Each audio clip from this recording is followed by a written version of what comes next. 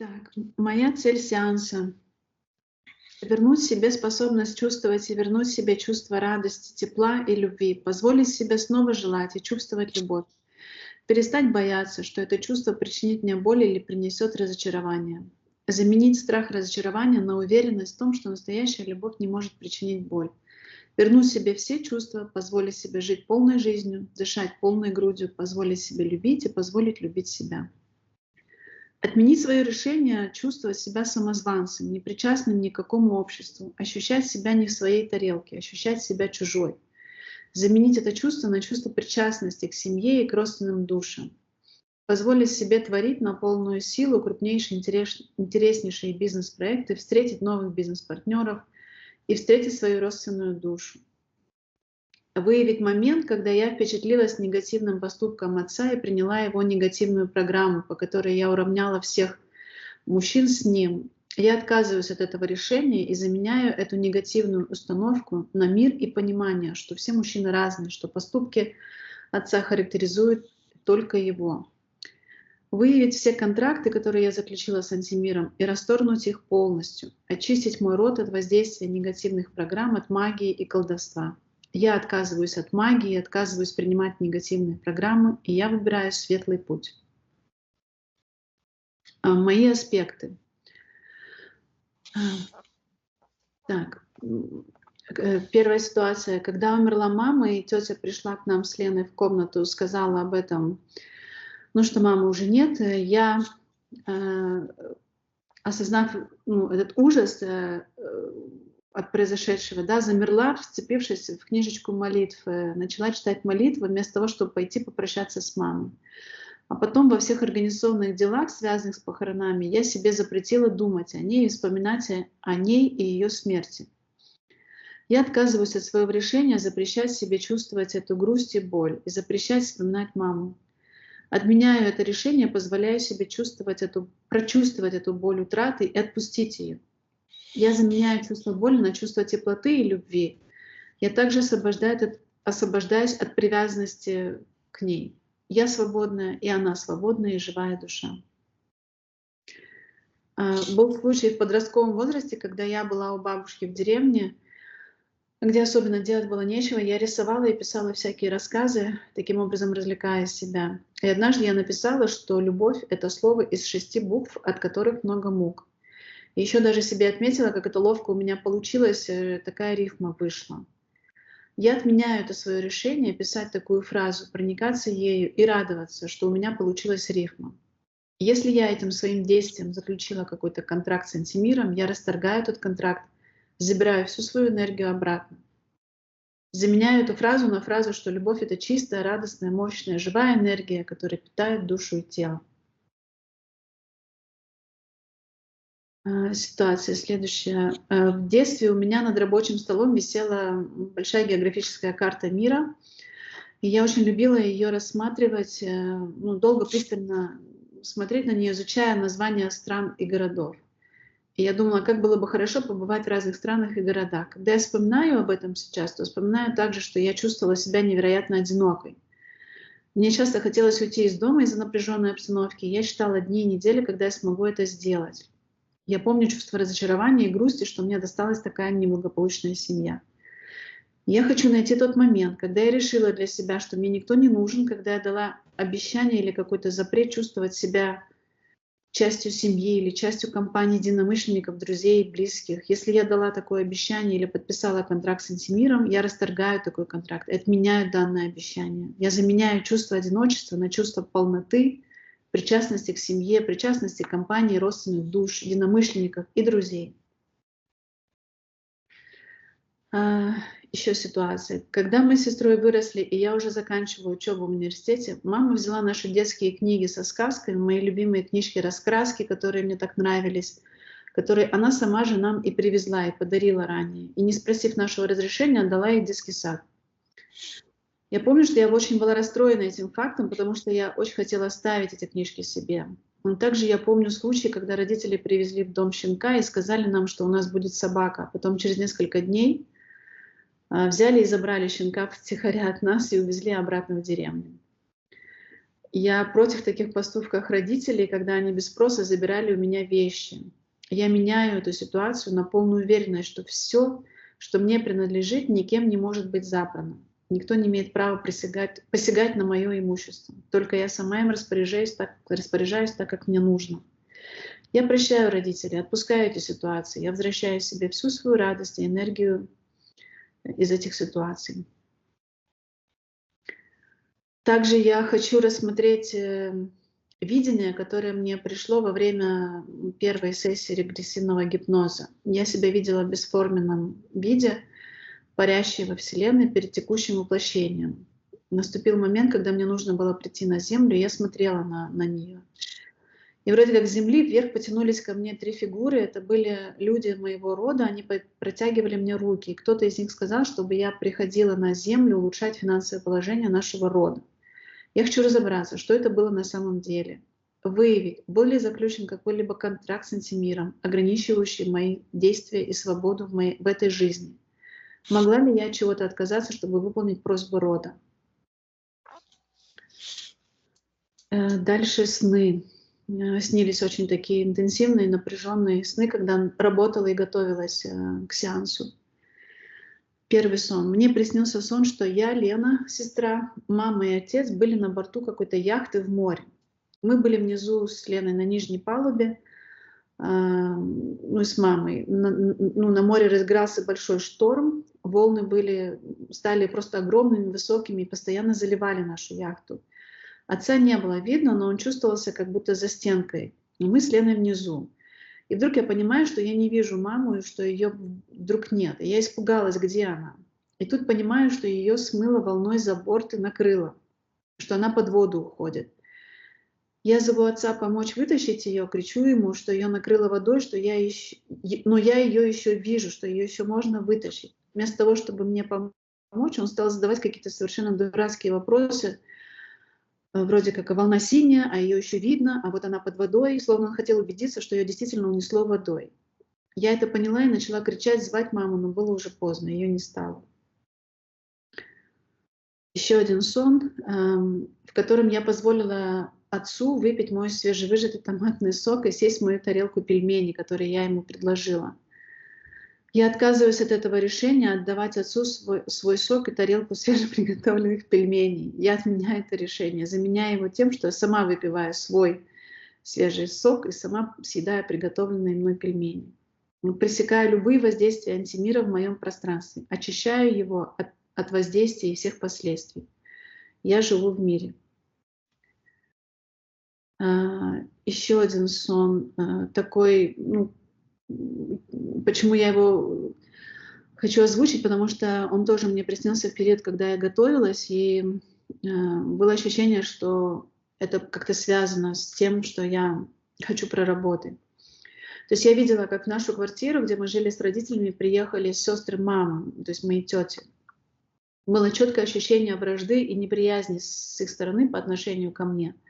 Они вели себя нагло, занимали все пространство нашей квартиры. Но мама ничего не могла им сказать и послать их как бы подальше. Вид у нее был очень грустный. Ну, в общем, она молчала во сне как бы все время. Я очищаю пространство нашей квартиры от воздействия антимира. Передаю информацию маме, что она может выгнать сестер из своего пространства. Это ее квартира, и только она имеет право распоряжаться ею.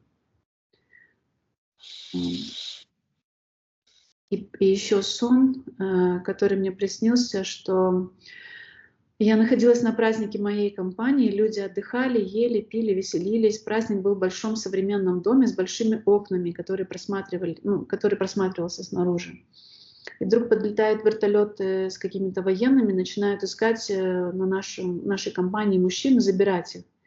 Люди пытаются прятаться, но спрятаться некуда. Я кричу как бы всем мужчинам: убегайте, спасайтесь, но они не успевают убежать. Их забирают военные. В конце сцены я видела такого, как худого.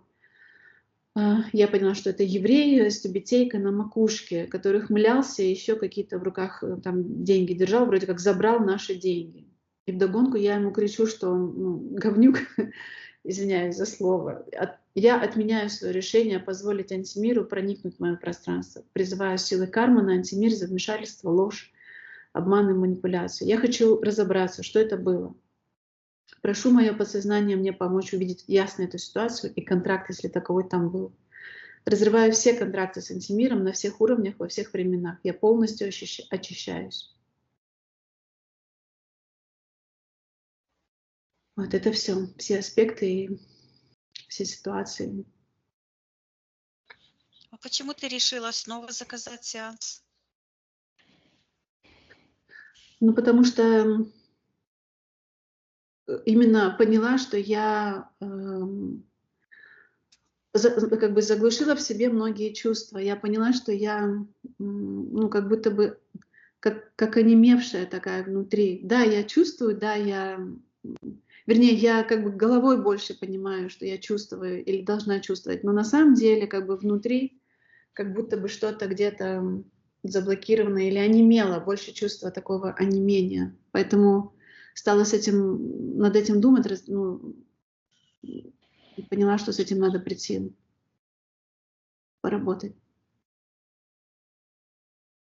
Ну и, конечно, мне помогают, то есть я готовлюсь, я прохожу сеансы, мне помогает очень сильно после сеанса, как бы словно, ну, следующий этап у меня. Я отрабатываю эти аспекты, я освобождаюсь от этих установки, уходят негативные, и становится намного легче. А что изменится после сеанса? Что будет по-другому? После сеанса изменится жизнь к лучшему. Я буду ощущать, ну, полноту жизни, свободу, спокойствие, что это нормально чувствовать как и боль, утрату, грусть, так и радость, тепло, любовь, все, что весь спектр. А что тебе мешает сейчас это чувствовать?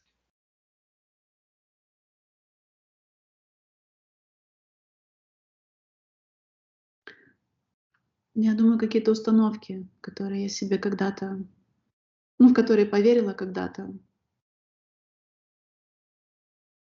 Сейчас они уже как-то, ну, я понимаю, что это установки, от них надо просто отказаться. Ты готова на это все посмотреть Да, я готова. Я и готова. отказаться, Да, отпустить, да. простить? И простить. Отлично. Ну что? Ну, имена у меня есть, так что я Да, Женя думаю. написала, там уже Да. стала носить, ну, Мгм. написала. А Мгм. вот это, скажи, пожалуйста, вот этот регрессивный гипноз, с кем у тебя был, кто там его проводил?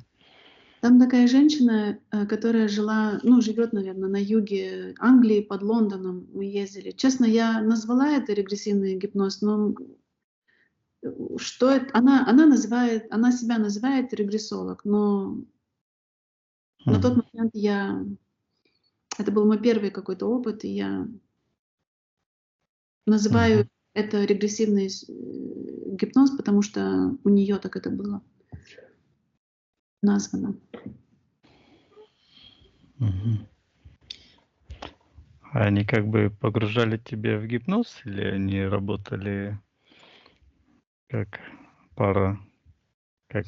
Нет, это не был глубокий гипноз, это просто в горизонтальном положении она как-то считала, что вот я расслаблюсь, голосом потом вела там, что ты видишь и так далее. То есть Мгм. это не был какой-то глубокий. То есть я все слышала и все, ну, чувствовала.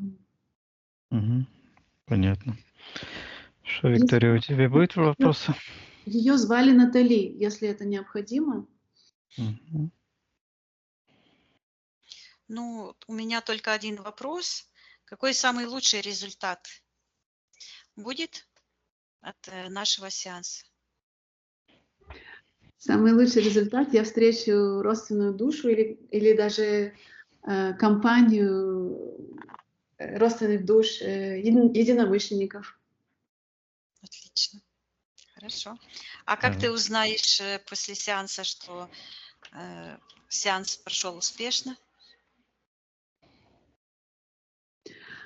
Ну, каждый мой сеанс проходит успешно. Я просто верю, знаю. И я думаю, что я отработаю вот эти негативные установки, отпущу их, уже убежусь, что все, я их отпустила. И, соответственно, я буду чувствовать весь спектр чувств Ты будешь чувствовать. полностью. Расскажешь нам после сеанса, хорошо? Да, хорошо. Виктория, ты в эфирном пространстве? Да. Что ты видишь?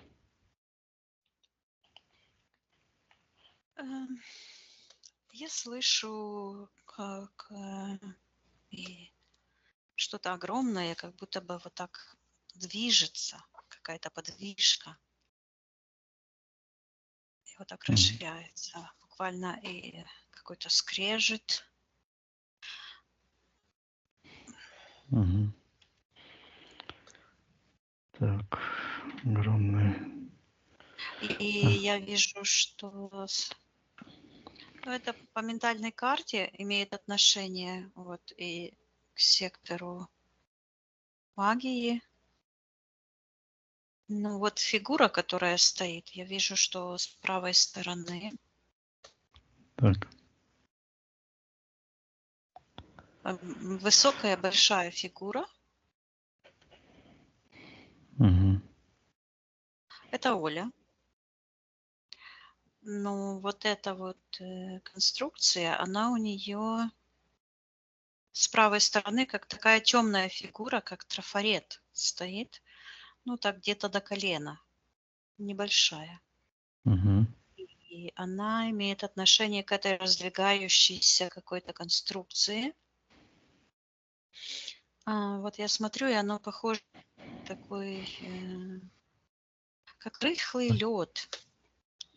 И Мгм. он так раздвигается, а внутри такой вот шар находится. Мгм. И в Так. секторе магии вот этот сон находится там, звучит Борис. Мгм. И сон, э, как будто бы вот эта ледяная глыба, и вот от этой фигурки черной такой идет, как в портал, спускается с этой глыбы, и на этом черном шнурке висит кораблик. И там такой крик: «Мама, мама!» И с этого кораблика как будто бы выпадает Мгм. человек, женщина. И я вижу, когда она выпала, то появилось такое темно-зелено-синее пространство. И маму как, Людмилу зовут? Да, мама Людмила. И она вот так, как будто бы сквозь лед ее лицо смотрит. Эта волна как будто бы замерзла. Это вода. Мгм. Вот. И от этой всей конструкции вот так она соединяется с сектором интерферентов, тянется, слышу, межпространственное какое-то измерение туда, вниз уходит, и потом резко так, пух, как будто бы выстрел, и Так. такой трафарет с левой стороны, то есть это сектор навязанных программ. Мгм. Навязанных. Да, а Оля такая, ну, просто огромная по сравнению с этими конструкциями. Буквально она вот так как будто бы нагибается. Я все говорю, а у нее лицо как солнце сияет. И она так буквально вот так низко наклоняется, чтобы это все рассмотреть.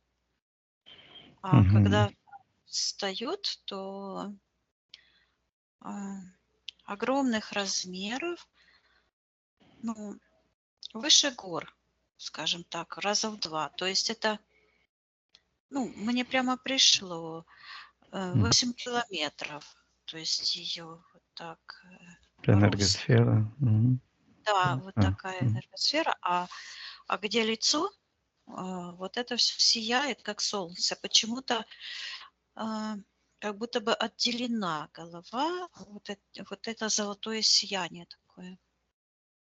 А мгм. руки, вот она мне показывает, руки в таких этих, как будто бы какое-то платье с рукавами. Мгм. И она говорит, я удивляюсь, почему такая разница, а она говорит, что это ее двойственная природа. Так. Что это за такая природа? Ну, давай мы спросим у нее разрешение сначала. Сейчас я зачитаю. Читай, Виктория. Эфирная ДНК, Оля Левита.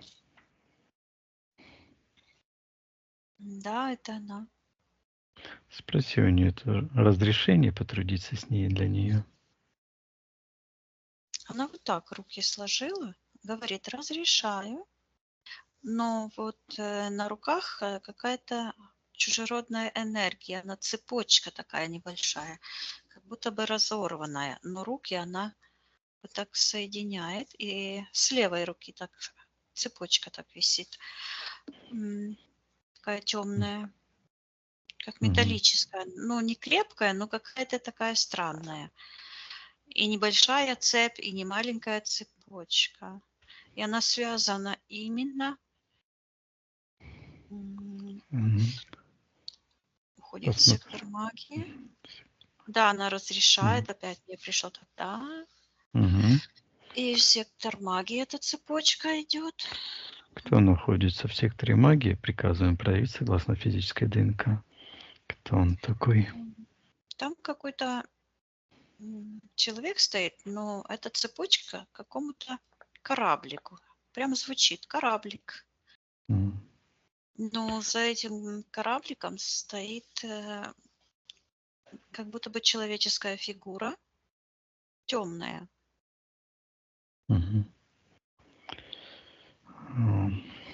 А что означает вот эта цепочка сама по себе, эта энергия?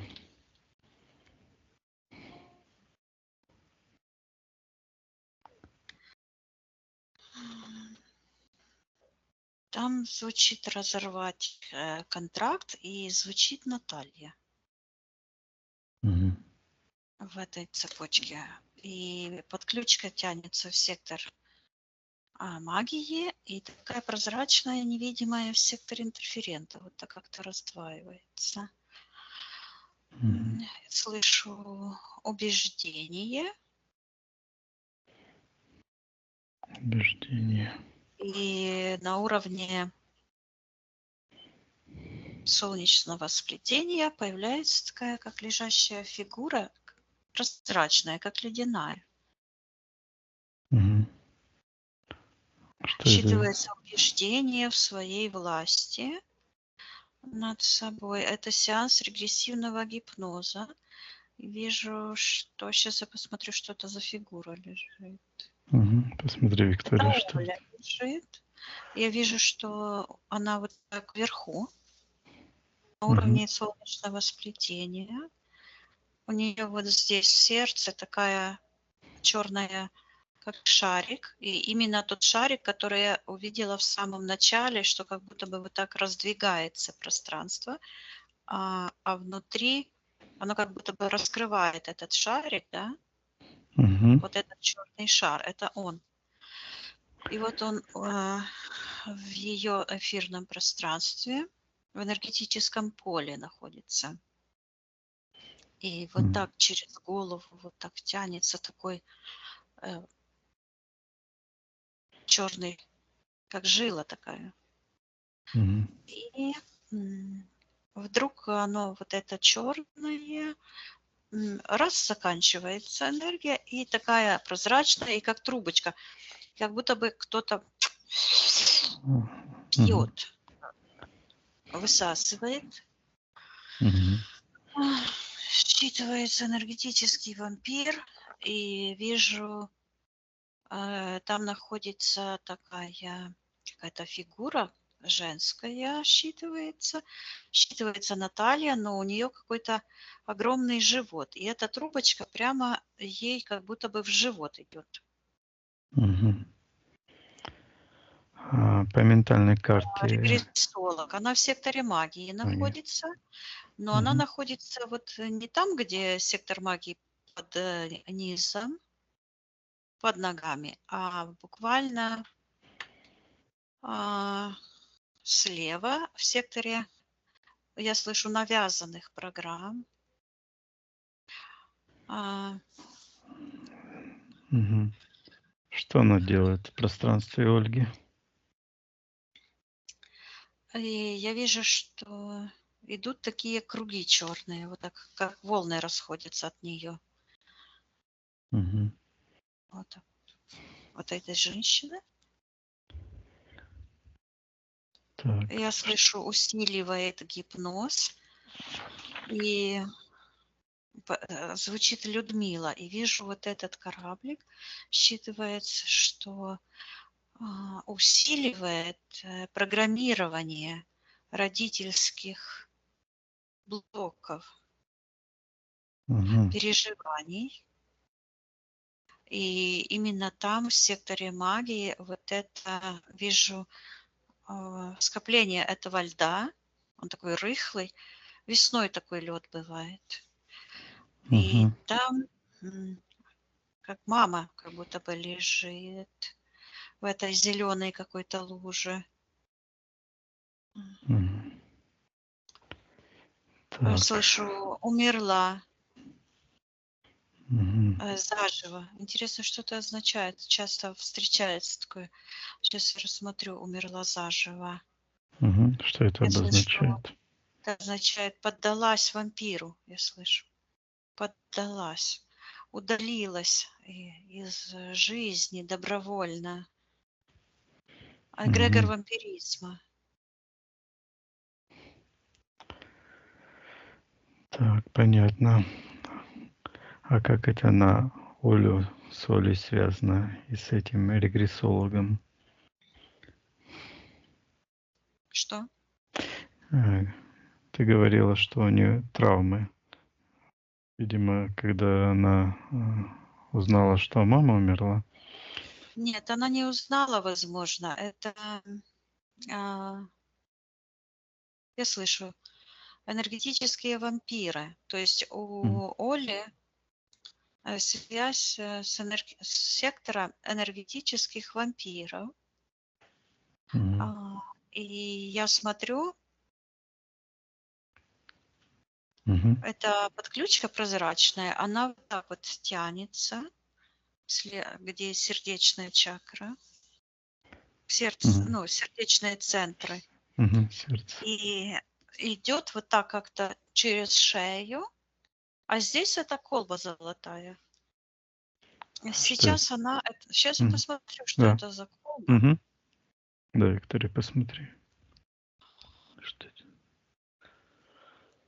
Буквально она сначала была как сияющая, а сейчас она уплотнилась и буквально выглядит, ну, чуть-чуть больше головы. Она не прозрачная, Мгм. как металлическая. Такие какие-то, ну, а здесь такая, как будто бы Оля смотрит сквозь призму этой, этого шара. Сейчас я пытаюсь Мгм. рассмотреть, что это за шар. Мгм. Что это такое? Что Я это за... слышу некачественная защита. Какая-то некачественная защита. Мгм. А кто хозяин этой некачественной защиты? Кто хозяин этой энергии? Да, от этой золотой штуки идет в сектор магии золотая подключка, но она такого цвета, как золото, М. Мгм. желтого. И металлическая. Тянется такая проволочка. В секторе магии находится какая-то фигурка, которая как марионетка вот так вот движется, считывается. Сейчас я вернусь, Мгм. что-то уже Вернись, пропустила. Виктория. Что это за энергия?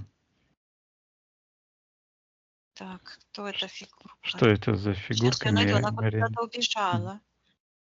Эта фигурка куда-то М. марионетка, вот это. Приказываю этой фигурке проявиться. Так, звучит некачественная защита, и сразу идет подключка к такому черному. Как-то он странно звучит. Чувак, чел.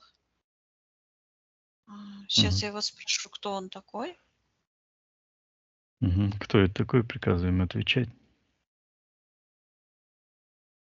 Он матюкается и так стукнул кулаком по столу, и на столе стоит такой граненый стакан. А он в Мгм. тельняшке в такой. Мгм. Приказываем назваться. Кто он такой? Ты ее отец. Борис? Да. Мгм. Он говорит, что он убил ее мать. Говорит, что он растращил ей голову. Мгм. Говорит, что почему так называет ее Немезида. Говорит, она потеряла память. Он ругается. Мгм. Матом Да. ругается. Приказываем ему замолчать, Виктория. Ну, я его в такую прозрачную Мгм. коробочку поставила. Мгм. А он кричит, что я дала ему дышать. Но я ему просто прошу помолчать. И Мгм. какую-то бумажку на него приклеила. М. Посмотри, что это ты сделала. На эту коробочку. Мгм. А это написано просьба утихомириться. Там написано так. Мгм. Мгм. О. Так. Он говорит, что он нашел контакт к Люде. Мгм. К Люде. К Люде. Ага. Так. И также говорит, что он ее утопил в ее собственных слезах, соплях. Мгм. Называет ее плохими словами. Не буду повторять. Мгм. Виктория, кто такая Немезида? Это как-то относится к Людмиле? Что это обозначает? Он говорит, что у нее расстройство памяти. М. Ну, Так, конечно, ну ладно. расстройство памяти из-за него. То есть я Мгм. не хочу его слушать, эти бредни. Мгм. Хорошо, Виктория, Я пока отсоединяюсь. отсоединись от него. Да. Мгм. Так, а как эта ситуация с отцом связана с этой некачественной защитой и Олей? Она одела, вот я вижу, вот эти руки, вот так, как будто бы они стали металлические, железные, золотого М. цвета.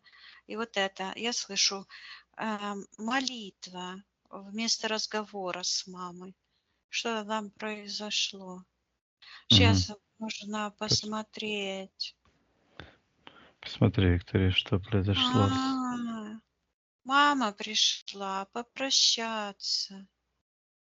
М. Мама пришла попрощаться. А она закрылась. И вот это я слышу, этот эм, купол над головой, немезида, искусственная защита, чтобы не пообщаться с мамой. И вижу, как мама ударяется, такая черная энергия от отца. Он ее убил. Ну, не в смысле убил, а своим абьюзом он ее убил. Буквально считывается, растерзал, выпил. И эта вся ситуация находится в родовой памяти.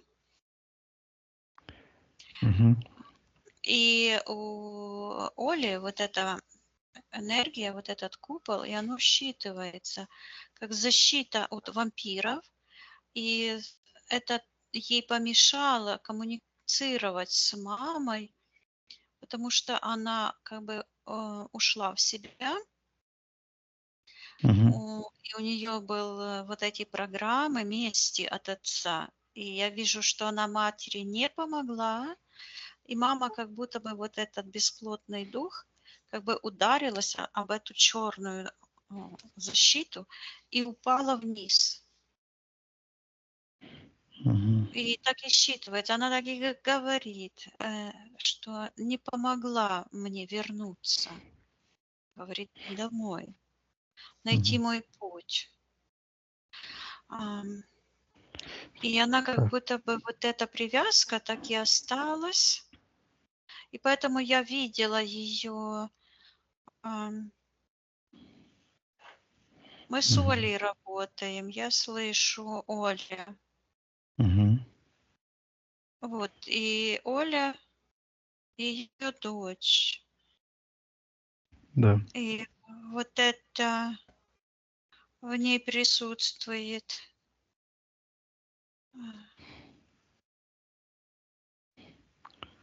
Невоплощенная душа ее матери. То есть у них очень крепкая связь, и нужно ей помочь и отпустить. И она это видит и закрывается вот этой золотой этим Куполом. Да. Так. А кто хозяин этой энергии, этого купола? Кто творец этого купола? Чья эта энергия приказывает ему проявиться? Кто в эфирном пространстве хозяин?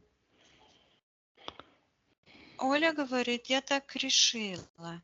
Это так сработали программы. И я вдруг вижу, как такой, слышу церковный колокол.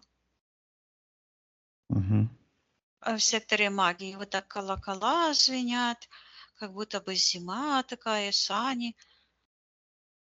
Давай поговорим с Олей. Видит ли она этот купол, что он присутствует в ее пространстве?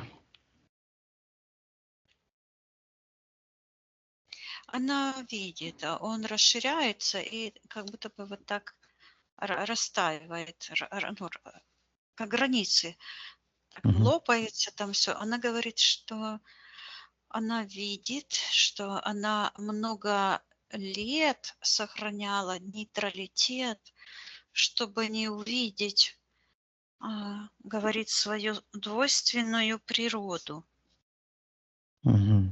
Так, теперь это двойственная природа. Давай, Виктория, Да. посмотрим, что обозначает эта двойственная природа. Я ее сейчас спрошу. Она берет вот из сектора подписания контрактов такой, как силуэт человека, как будто бы из черной бумаги вырезан. И она вот так переставляет его в сектор магии и говорит, что она защищает то папу, то маму. И вот этот силуэт черный, а мама, она у нее живая. Она вот так возле нее и осталась. Так что значит эта двойственная природа? вот она показывает, как из сердца такие два лучи. А, Мгм. И от этих лучей они вот так как-то идут, но в результате появляется, что это как такая внутри идет распорка, вот эти черные лучики, как усы Мгм. такие, как спицы, на которых вот держится этот купол, защита. Мгм. И я вижу, что это защитная реакция. И вот она, я вижу, стоит замерзшая. И вот это читает эту молитву. Мгм. И с Так. одной стороны, это идет как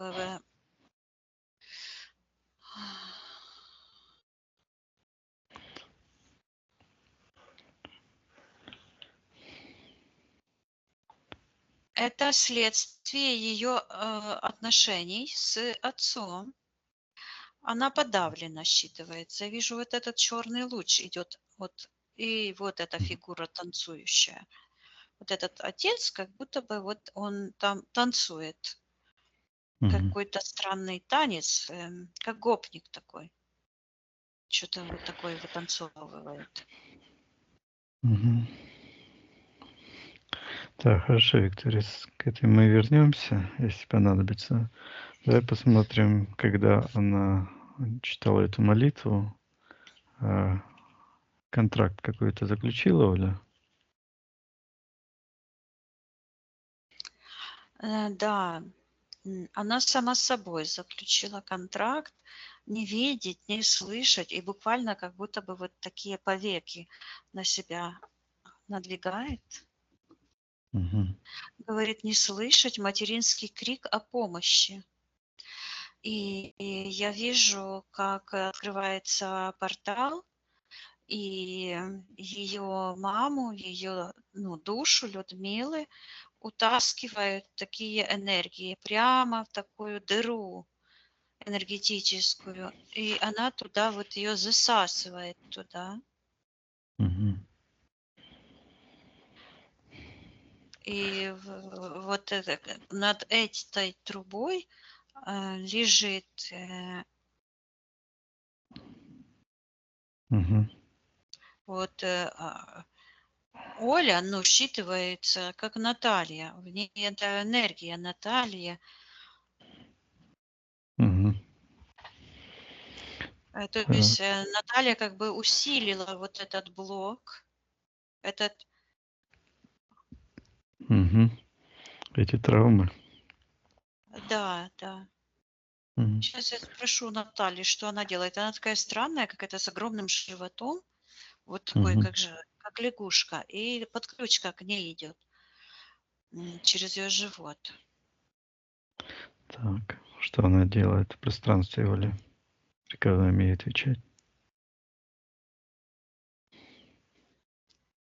Она говорит, что выдает себя за регрессолога и показывает, как она сзади за головой сидит и вот так как бы втыкивает такие зеленые какие-то энергии. Сейчас я посмотрю, как они считываются. Прямо изумрудного цвета. Что это за энергия она втыкивает? Они вот так, эти зеленые энергии проникают, как в сердце буквально. И потом вот такими волнами, такой волной энергетической расплывается. Расплывается вот так от сердца и плывет вот в этот портал, куда мама попала. И эти энергии потом превращаются как в молотки, которые застукивают этот портал. Мгм. Так, видит Оля, что это Наталья находится в секторе магии и проявляет насилие по отношению к ней?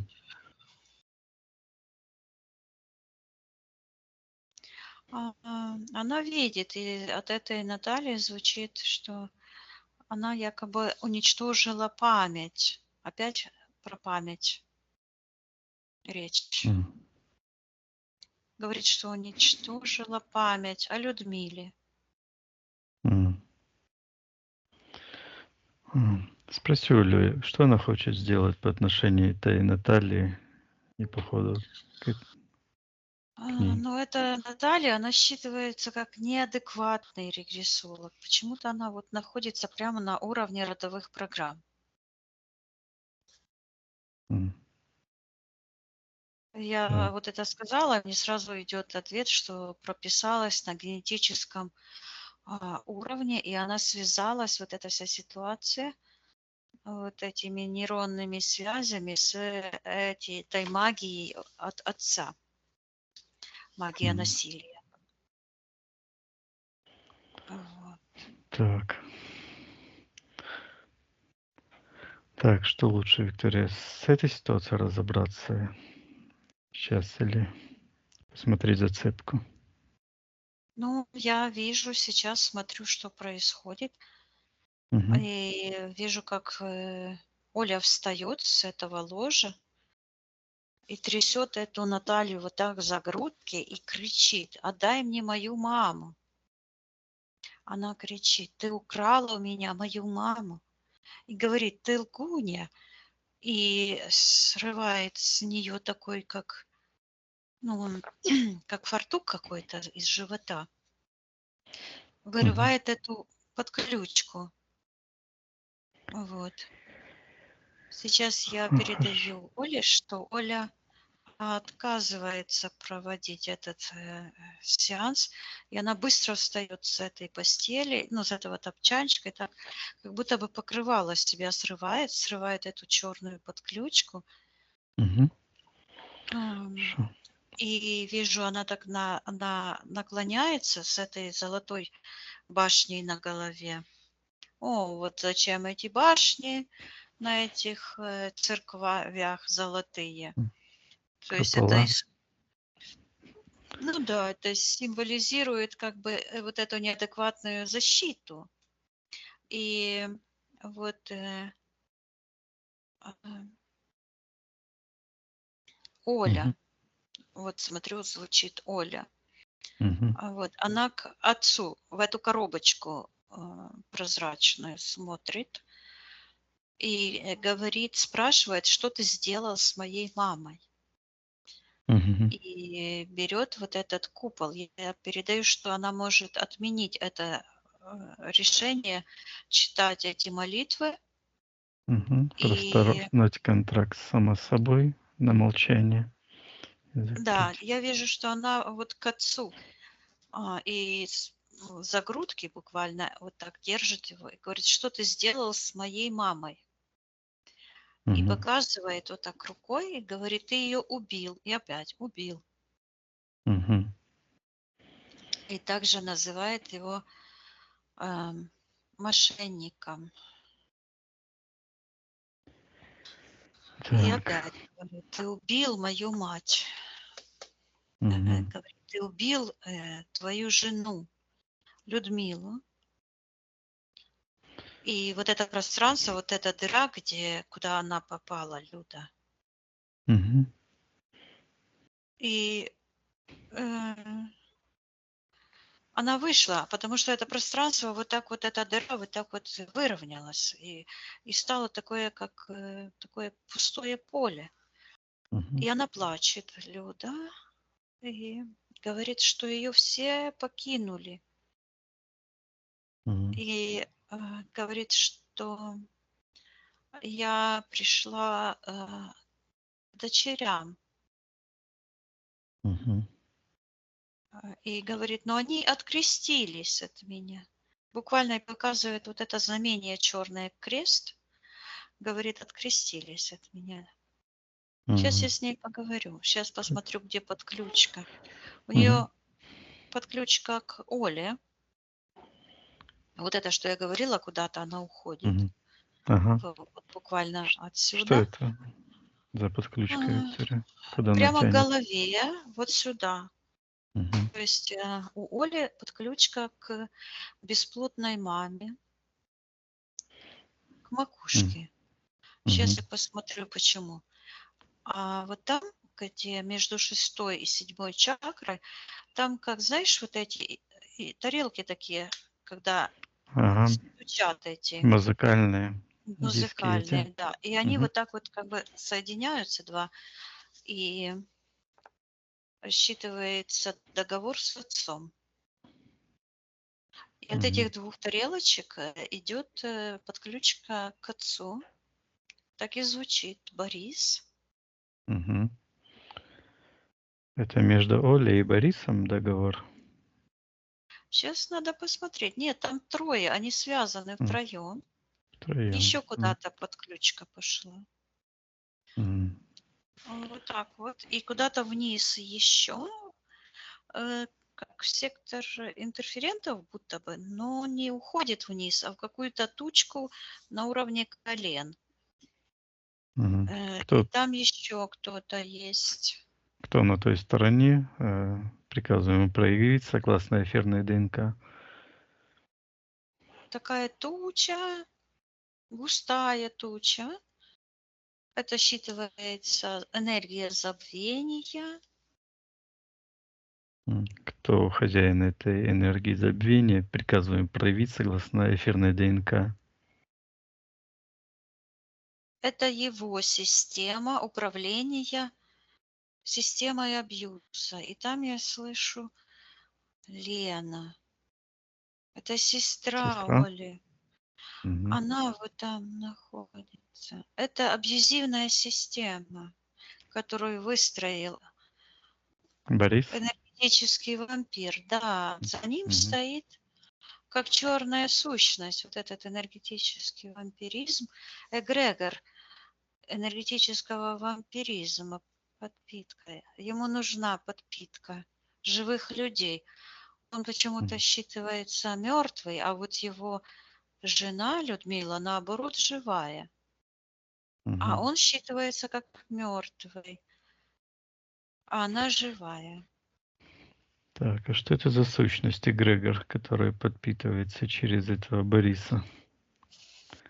Он буквально является как врос в эту сущность, и только спереди считывается как какие-то блестки, как будто бы это, знаешь, какой-то уголь, который Антрацит, ага, антрацит гранями. Мгм. гранями вот так поблескивает, в котором как раз и вот эта картинка, что он сидит за столом, буквально считывается быдло.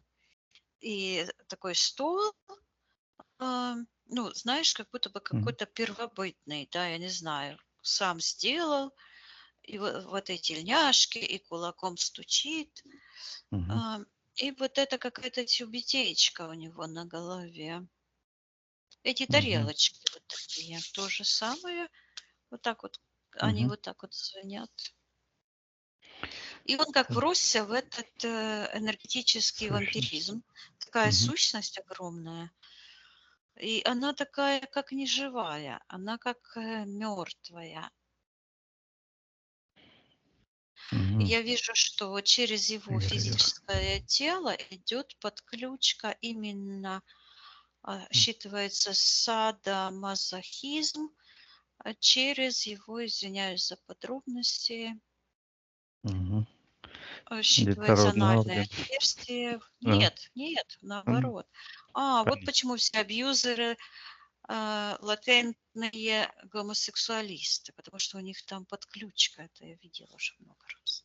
И Мгм. вот эта подключка у него идет прямо вот оттуда, и такой эгрегор, как я считываю, что он буквально просирает свою жизнь, и он поглощает у него вот это грани, которые как будто бы человек, он делает вид, да, и он поглощает живые энергии, и там складируются они а, Мгм. в эгрегоре мести. И именно этот эгрегор мести, это их ненависть, да, это ненависть, месть.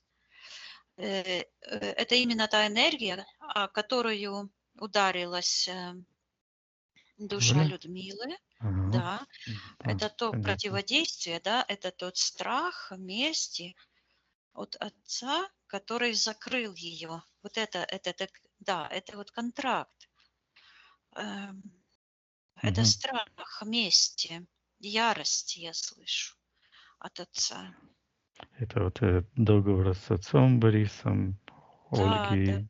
Давай да. посмотрим, Виктория, события, когда на физике это было подписан контракт, что происходило на физическом плане. Отречься от мамы. Это именно мы сейчас рассматриваем тот момент, когда она схватила этот молитвенник. Мгм. Так сработала эта программа мести. То есть вот этот, оно буквально считывается подспудный, подшкурный страх. а, Быть также, ну, как бы, ну, такую же участь потерпеть, как и мама. Мгм. И у нее вот это идет, что мама убита. Возможно, он ее убил. Ну, каким-то образом довел. Почему-то постоянно это идет, что она, Энергетически. Мгм. я слышу, что у нее страх, и она услышала это. Мама убита, не мертва, не умерла, не ушла, а убита. И сразу же вот этот страх такой пластиной вот здесь. И об эту пластину как бы мама Мгм. Бьет. вот как бы Не может. ударилась. Да? Она не Мгм. смогла вернуться в светлое пространство. То есть я вижу, что здесь нужно и расторгнуть контракт, и отпустить маму, Мгм. А вот помочь ей этот... отправиться в светлое пространство. Мгм. Спроси Оли, хочет ли она избавиться от этого страха, связанного с этой местью, с отцом?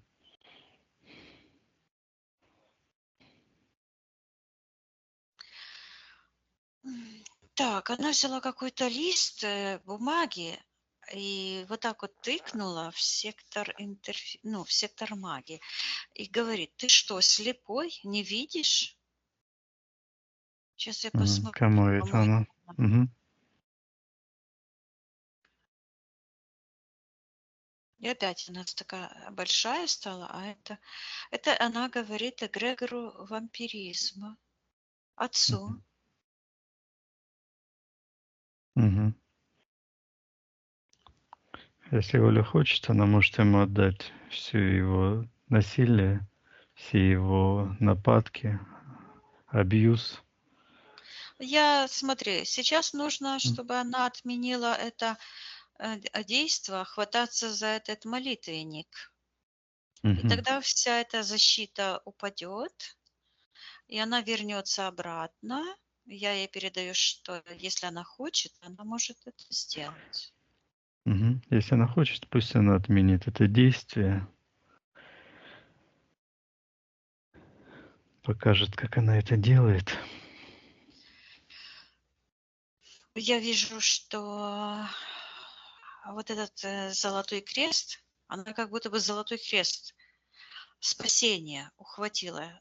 И она сейчас его отпускает, и вот это золото с этих рук, это Мгм. мишура, это искусственная защита, неестественная, ложная, оно у нее спадает, и вот эта цепочка падает с ее рук, и она снимает этот золотой купол, под которым еще один купол, такой Мгм. прозрачный, и она так волосами, и волосы у нее такие длинные, золотого цвета, Мгм. естественные, с такими очень красивые, когда от них и волосы ее так волнами шевелятся, как живые, и уходят вот так вот в сектор первотворца.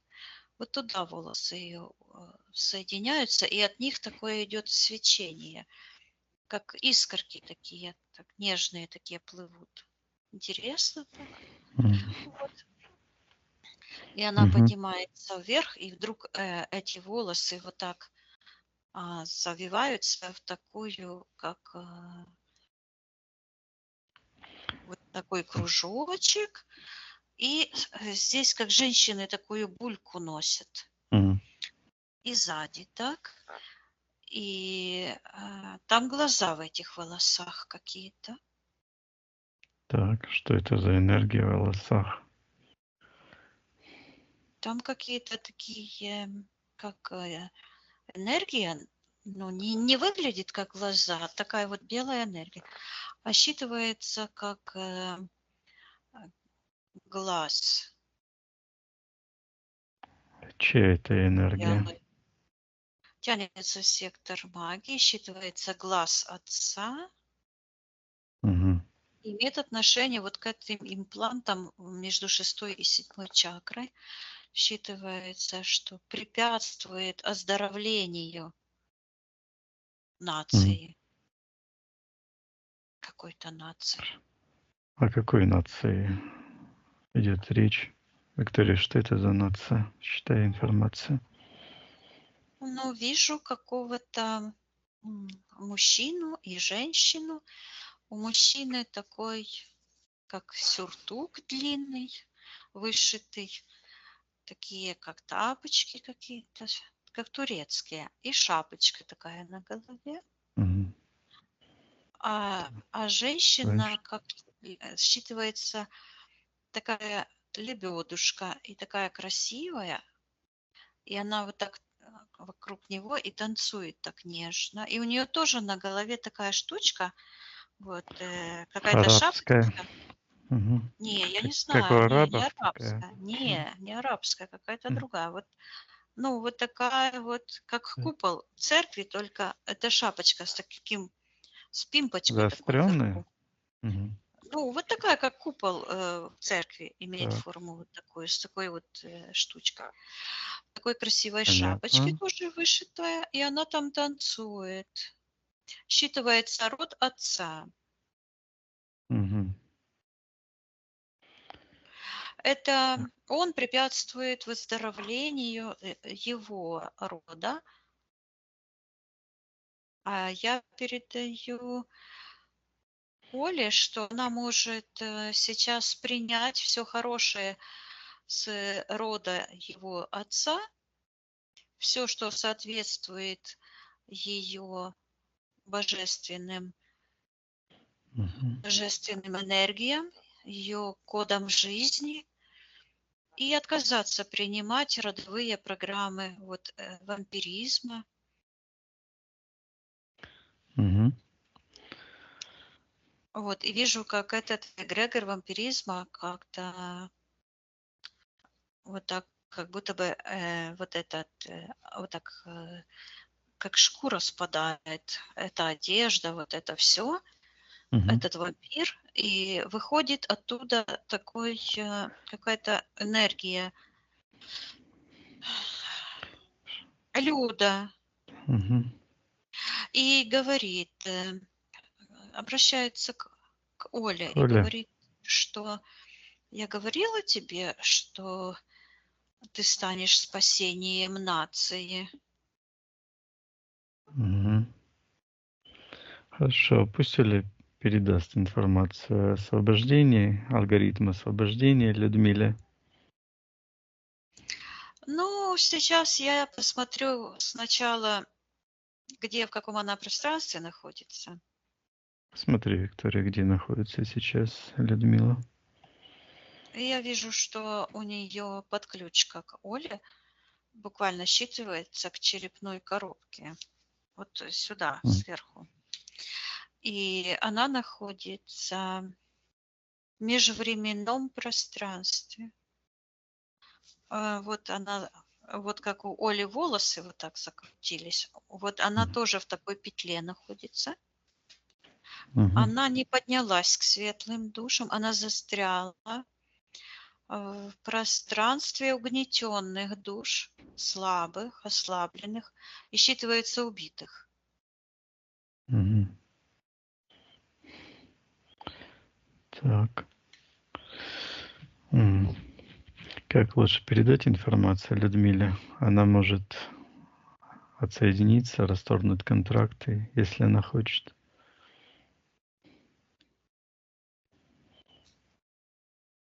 Ну, алгоритм Угу. освобождения душ.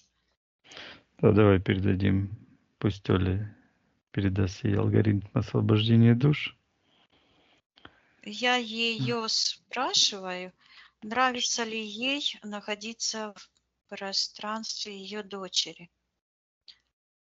А она говорит, что Оля ее мучает и показывает вот эту программу, о которую она ударилась, месть отца. Мгм. Вот. А я вижу, что отец выстраивал вокруг своей жертвы, ну, как бы Мгм. такую, не давал ей, ну, дочерям помогать ей. Мгм. Вот. Ограждал. Мгм. Да. И я ее спрашиваю, хочет ли она подняться, осознает ли она, что она вышла из мира воплощенных душ, из физического плана. Мгм. А она говорит, что ей там очень плохо, и она находится между, вот зажата между такими пластинами энергетическими. Сверху вот эта энергия Борис, снизу какая-то зеленая энергия, считывается Наталья. Она говорит, что Наталья упекла ее. И опять я вижу этот молоток и застукивает вот эти Мгм. гвоздики, такая как пластина. Я ей передаю, что Натальи нет в пространстве, Оля. что Ага. Оля все отменила, и что она это всего лишь иллюзии, Мгм. и она так стоит, и у нее на глазах такие черные, огромные пластины, которые тянутся прямо к этому Борису. А энергии просто жуть. Мгм. Я ей передаю, что это всего лишь иллюзии, что она сейчас может освободиться и выбрать самый лучший мир, в котором отдыхают души, чтобы она Мгм. мне показала, что она хочет. Мгм. Куда она хочет? В какое пространство? Она показывает вот это как кухня такая, и этот стол, и этот кулак, который стучит. Мгм. Она говорит, что вампир цепился в ее душу, и она показывает, как эти пластины, которые вот так вот, как будто бы скребут ее душу. Буквально Мгм. вот так вот сверху вот так вот что течет, не течет, а вот такое застыло черное, а внутри как иглы прямо в ее пространстве. Я ей передаю, что это иллюзии, что она живая. Мгм. Я ей показываю, что она живая. И она так осматривает себя и видит гроб, куда ее Мгм. заколотили. Мгм.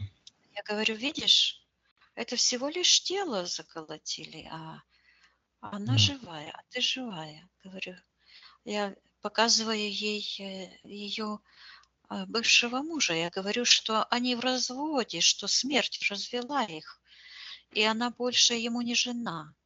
А он вот считывается мертвый. Пусть он уходит. Мгм. Она показывает, говорит, ну тогда я... И показывает, как открывается такое пространство и такие ступеньки, вот как сектор Первотворца. Я ей передаю, что она может выбрать то место, где бы она хотела отдохнуть. Мгм. Самое Она лучшее. говорит, Да. что она хочет прийти домой, сесть и отдохнуть. Говорит, что она устала. Я ей передаю, что она это может сделать, но она, если хочет, может выбрать еще более хорошее место, потому что она опять там может Мгм. застрять в этом воспоминании. Я ей говорю, чтобы она очнулась. И она вот так вот потрясла головой Оля к ней вот так обращается и говорит: «Мама, проснись». Я передаю Оле, чтобы она одновременно отпустила маму. Мгм. И я вижу, как меняется эта ситуация. Она прибежала к маме, которая лежала как на кровати. Она прибежала, а у Люды как будто бы рука левая вот так свисла с кровати. И она прибежала и плачет, и слезы текут, и она целует маму, и положила руку ей вот так, она сюда обнимает ее и говорит: «Мамочка, я тебя очень люблю». Мгм. А Люда говорит, ко мне она обращается и говорит: «Видишь, видишь, они меня любят». Я ей говорю, что посмотри, как тебя дочери любят, что эти все иллюзии, эти все запреты, которые ее муж тогда наставил, она может просто отказаться. И отказаться от, ну вот, я слышу по-украински, шлюб. То есть вот от Мгм. этого контракта с ее мужем. Я ей передаю, что это все возможно, что она может стать свободной. Мгм. Она говорит, что так и сделает. Я ей передаю, что она может открыть любое пространство, которое для нее самое лучшее, приготовленное, чтобы ее душа отдохнула, потому что Оля хочет ее отпустить. А у Мгм. нее привязка еще и к Лене, которая в этой туче застряла. И там тоже это воздействие от отца черное. Мгм. И она тоже привязана, и тоже в пространстве Лены там как будто бы спит. Я ей передаю, что это ее энергия, и она может сейчас попросить ее дочерей отпустить ее. И Мгм. я передаю информацию тоже Лене. Леня. Мгм. Передаю, чтобы она отпустила маму, если она хочет. Мгм. И я Принимает. вижу, как, М.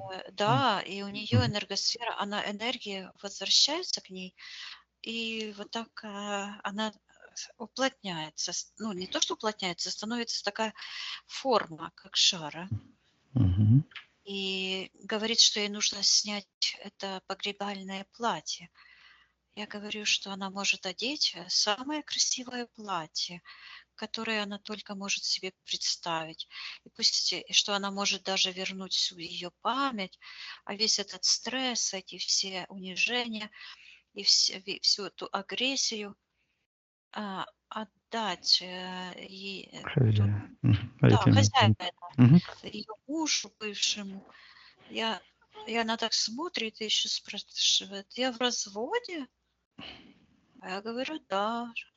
Она умерла и освободилась от него. И она говорит: «Как хорошо». И говорит: «Я утонула». И опять говорит: «Он меня убил». Передай ей, что она может отменить, поддаваться этим насилию, убийству, отказаться умирать. И все эти энергии насилия отдаст истинным хозяевам. И вот, да, я ей передала, чтобы она выбрала то место, где она хочет отдыхать.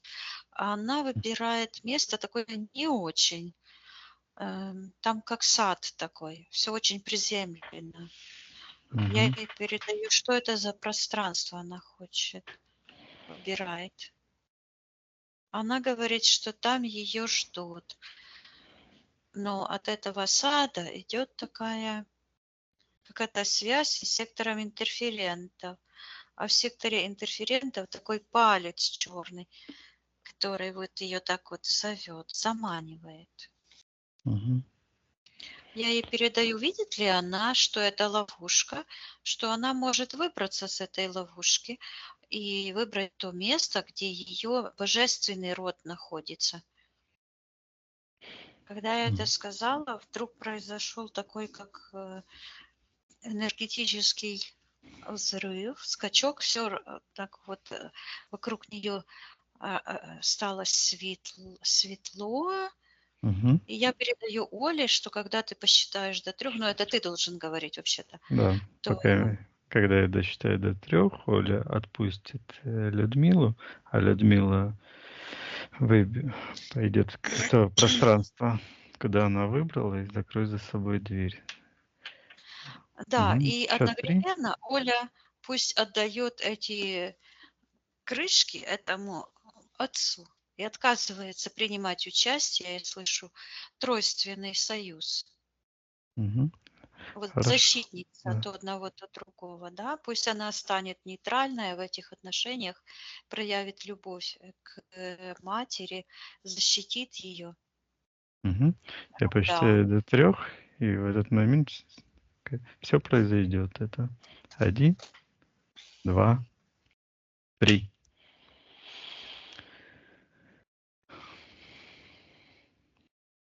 Пусть Оля отдает всю чужеродную энергию, призывая силы кармы за насилие, я очищает. передаю Оле, что она может помочь маме перебраться в те пространства, где отдыхают души ее божественно светлого рода, а Мгм. Людмиле передаю, чтобы она закрыла за собой этот портал изнутри.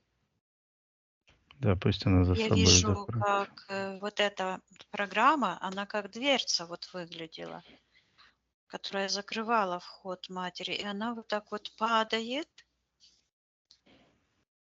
Мгм. И вижу, как у Оли в этот момент, как фонтан такой из головы, энергия начинает циркулировать и развязывает вот здесь что-то, где 5-я чакра. Вытаскивается такой, как червячок черный.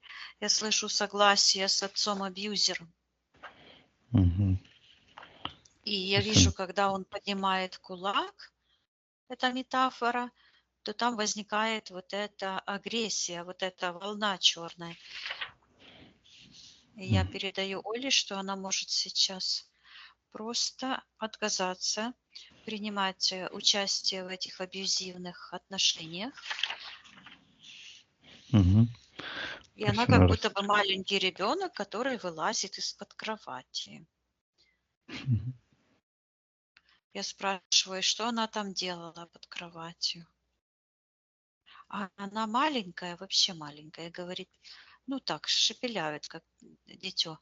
Говорит, что папа кричал и ругался. Мгм. Вот я ей передаю, что она свободная божественная душа, и она вправе выбирать сама, какие энергии Принимать, которые, может, да. все что-то И она ей не... просто отцу эту змейку черную отдает. Мгм. И она так затрепежала, как будто бы она черненькое лезвие такое. Вот. Это магия Мгм. взаимодействия. А отец вот этот вдруг разрывает вот так на себе вот эту тельняшку, Мгм. а из груди вырывается такой, как какая-то на длинной шее, какая-то голова странная. Мгм. Что это за сущность? А Оля в этот момент поставила вот такое зеркало туда, куда эта голова направилась, а эта голова направилась как бы на правое колено, а там такое зеркало. Он очень сильно ругается плохими словами и опять говорит на Олю такие же слова, как на маму говорил, стерва.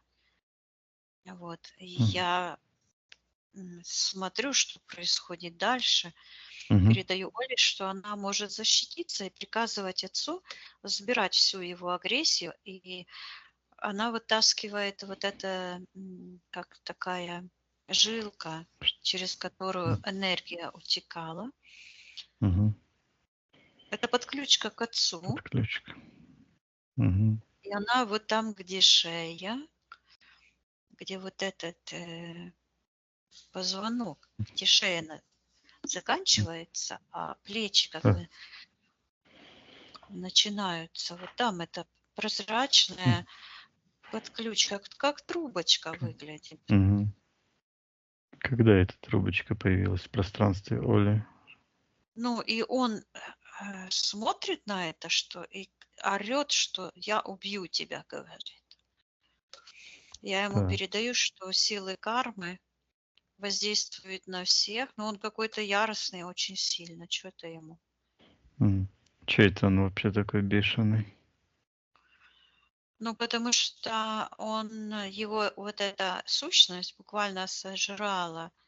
Я ему передаю, а он как мертвый, его вообще нет, он как зомби.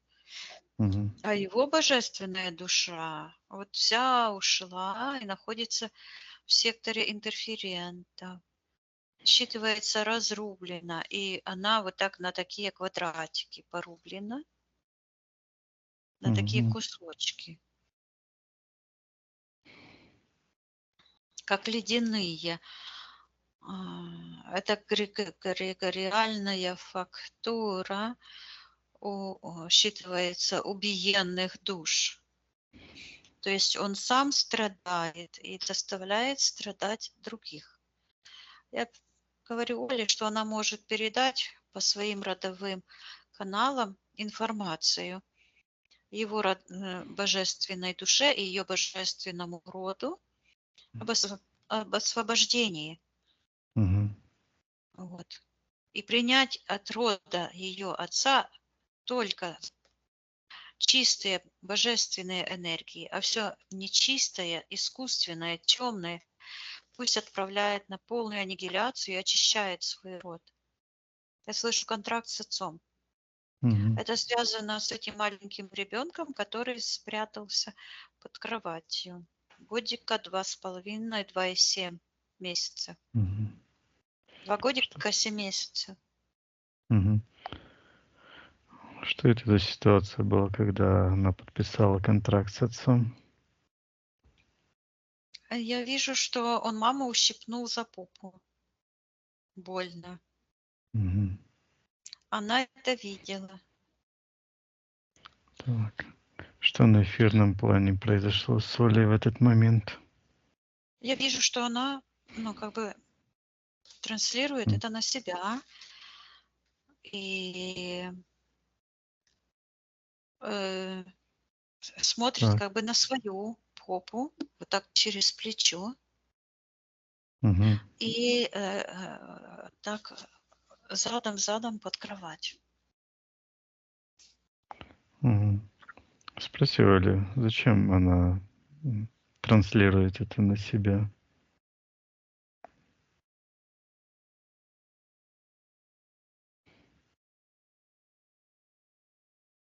Мгм.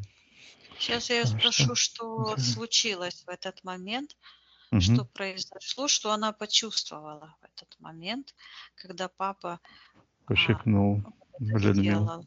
Мгм.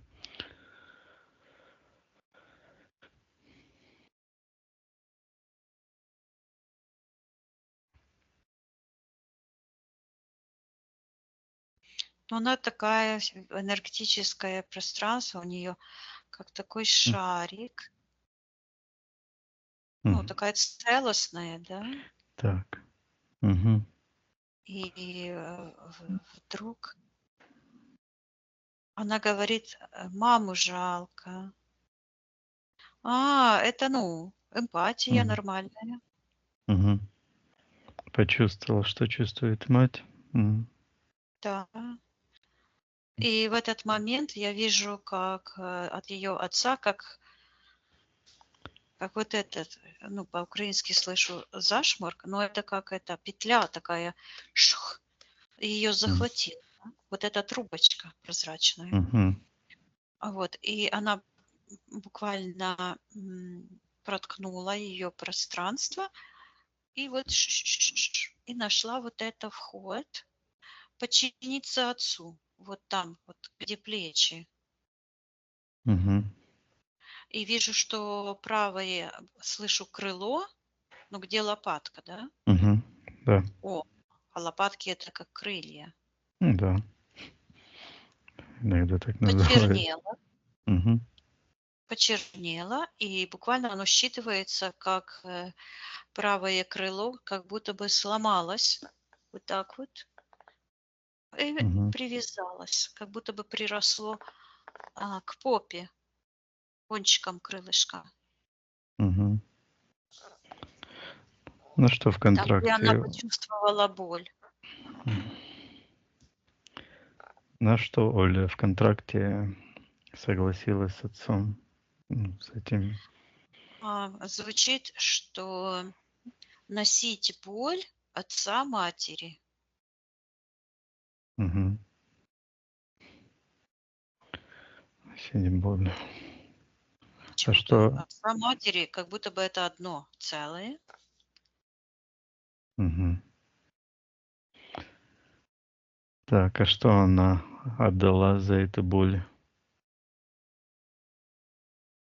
Я вижу, как этот вампир, который находится в секторе Мгм. магии, подхватил вот такими корявыми, как Кощей. Буквально как вот Кощей. Корявые эти руки, и считывается Кощей, ухватил такую, как бусинку, маленькую вот энергию, там, где он буквально укусил. Мгм. Энергия. Так. Сочувствие. Это живая энергия. Сочувствие. Мгм. Эмпатия. Считывается живой родник Мгм. жизни.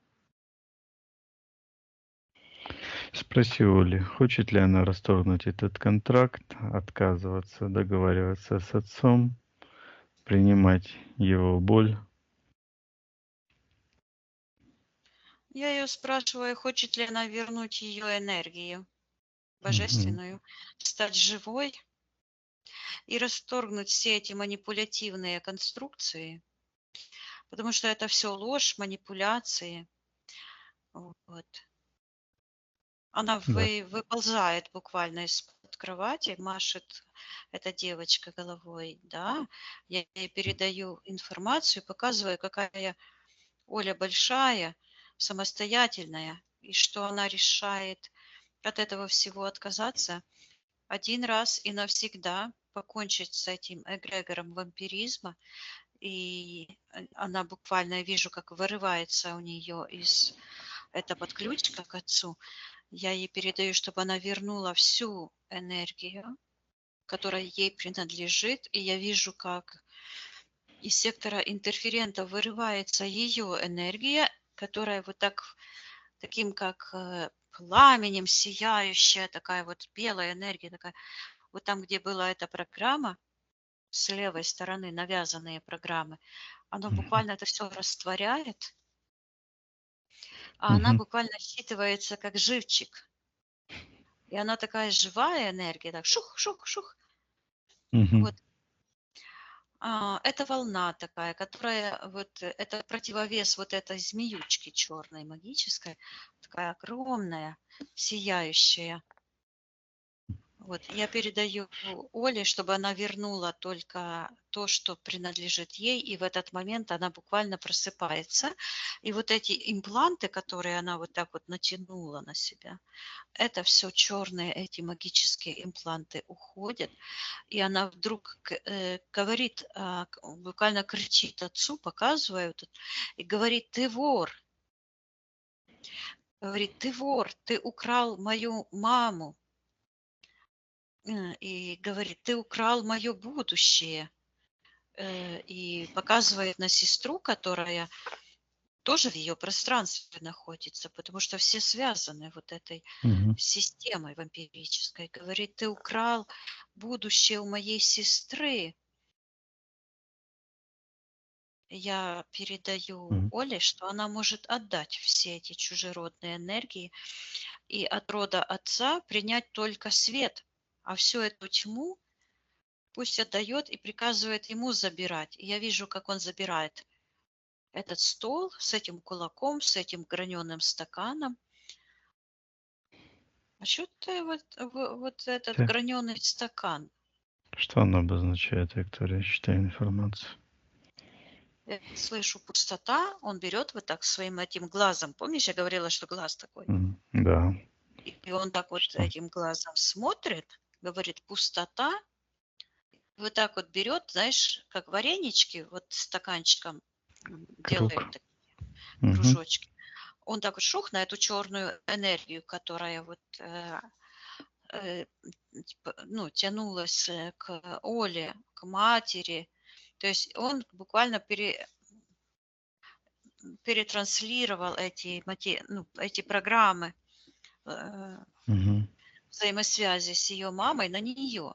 И буквально вот эти, и считывается пустота, эгрегор пустоты, то есть черные кружочки какие-то. М. Что это вообще обозначает? Считывается ненависть, зависть, вот эгрегор, энергия в нем. Мгм. Зависть, пустота, ничтожество. Мгм. Я Понятно. Да. передаю Оле, нужны ли ей в ее пространстве вот Пустота. эти Это пустота. энергии. Ага. Пусть ему отдает и Мгм. наполняется своим собственным светом. И я вдруг вижу, как у нее вот это как такой звук, как хрустнуло что-то. И она крылышки свои вот расправляет. И вот эту кровать, под которой она сидела, а это, оказывается, та кровать, на которой умерла мама. И она ему отдает эту Мгм. кровать, отцу. И я вижу, как она снимает какую-то тюбетейку из головы. А, Такие Так. как будто бы восьмиугольничком такая вот расшитая Мгм. тюбетеечка. Я слышу родовое проклятие. Борис. Мгм. Его. Считывается вампир. Я передаю Оле, чтобы она убрала вот эти все, очистила ее генетическую память по всем ее ветвям, параллельным и прямым, во всех родах, во всех временах, всю ее родовую память пусть очищает, наполняет светом, достатком, любовью, гармонией и очистит свои каналы божественные, духовные для встречи ее истинной природы, ее родственных душ, пусть наполняется своим, найдет в эфирном пространстве те варианты, которые приготовила ее божественная миссия, душа ее. А Мгм. все эти эгрегориальные структуры пусть удаляют с ее божественного пространства.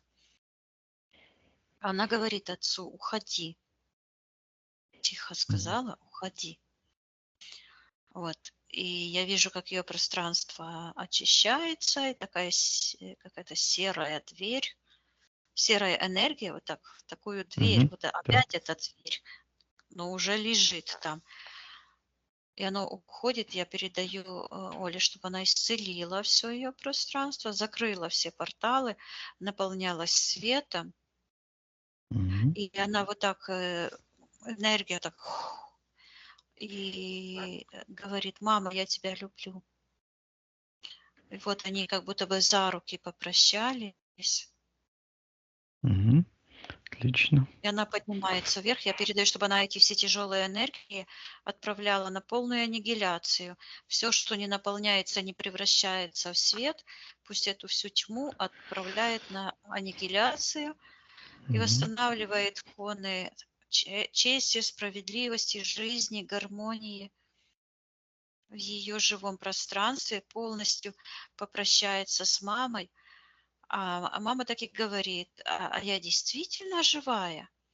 Я ей передаю, что она живая, Мгм. что она получила опыт, и пусть она этот опыт ам, перенесет в свою генетическую память, чтобы в будущем она не подчинялась, а наоборот сопротивлялась абьюзерам, вампирам и оставалась всегда целостной и гармоничной. Мгм.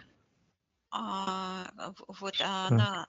Оля как будто бы стоит с мамой вот так лицом к лицу и говорит, что у нас больше нет этой кровати. Вот, говорит, ты не умерла. Мгм. И вдруг вот это она уже закрыла, вот этот портал, ушла. Отлично. Хорошо. А Оле передаю, чтобы она очистила все ее пространство, очистила ее генетическую память от всех привязок, и в первую очередь от мамы и от ее отца, и очистила ее генетическое древо, ее родовое древо.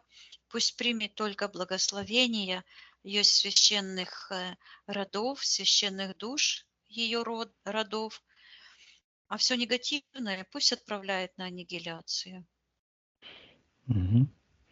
Пусть она сделает, поднимется вверх. Вот я вижу, как ее энергосфера увеличивается. Она и так огромная была, а сейчас еще больше. Мгм. Отлично. Говорит, что она освободила свои крылья, но я вот вижу, какая-то энергия есть между крыльев, вот там на спине, какая-то красноватая энергия. Мгм. Сейчас я спрошу, что это у нее там. Опять слышу зависть. Мгм. Зависть. Я спрашиваю, кому Когда принадлежит. М. Кто хозяин этой энергии, приказывает проявиться. Она это переходит как в сектор магии. Мгм. Она выглядит ну, как кусок какой-то энергии, а считывается как топор. Мгм. Считывается Чья это? Люцифер, Мгм. отец, опять отец. Так. Если хочешь, то ли пусть приказывает этим всем интерферентам забирать их энергии. Это ихнее. Пусть. Вот эта энергия, да, она вот такая, вот этот зависть вот такая огромная, а там этот Люцифер и отец, да, это его энергия, вот такой, как микроб маленький. Я передаю Оле, чтобы она ничего чужеродного не оставляла в ее пространстве, приказывала этому Люциферу, отцу, забирать всю его зависть, ненависть, все, что ему принадлежит. Мгм. И пусть Его. Да. я вижу, как это выходит и буквально зарастает этот портал. Я Мгм. передаю Оле, чтобы она восстановила целостность, гармонию ее души, ее эфирного тела, энергетического тела, ее физического тела.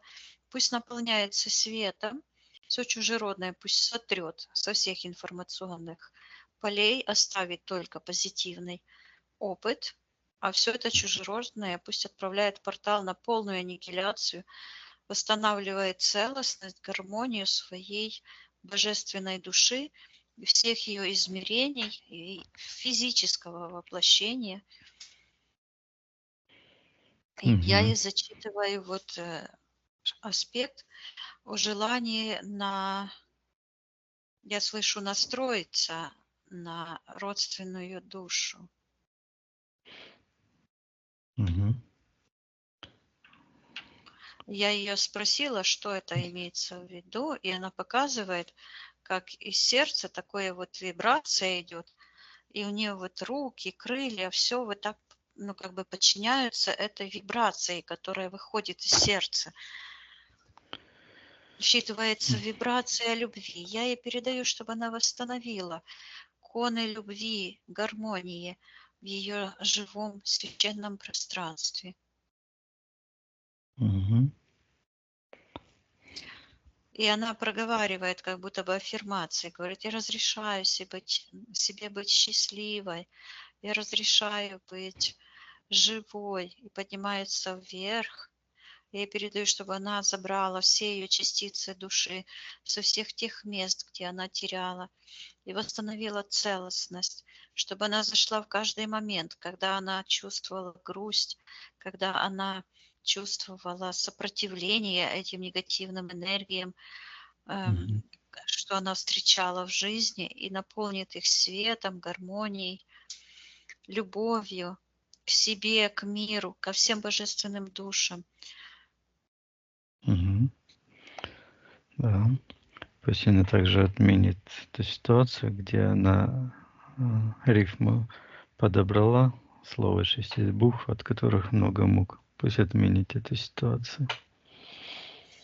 Ну, вот это как раз я рассматриваю, вот когда эта волна идет у нее из сердца, буквально вытолкнула какую-то черную штучку. И вот я ее смотрю, а это такая буквально как дверца, считывается рифма. Мгм. И вот опять это, знаешь, как пластина такая. И она так разделена действительно на 6 букв. Вот так и две, ну, как вот две Как полоски, клеточки. одна такая, как клеточки, да. Мгм. И тянется эта штучка в сектор магии. Кто Тоненькая находится, подключечка, черная. кто находится в секторе магии? Приказываем проверить. Считывается отец-воспроизводитель. Мгм. Почему-то вот так идет. Сейчас я Что посмотрю, это почему. он воспроизводит?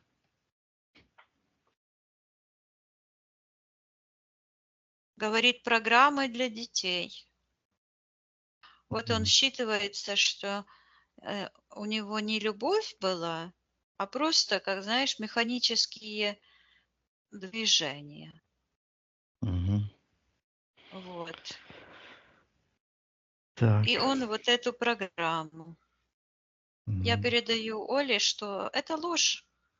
Пусть она сломает эту ложь и приказывает отцу забирать эту всю магию Мгм. и Пусть это... наполняется новыми энергиями, что любовь – это радость, гармония, счастье, процветание, рождение детей, новой жизни, встреча с родственной душой.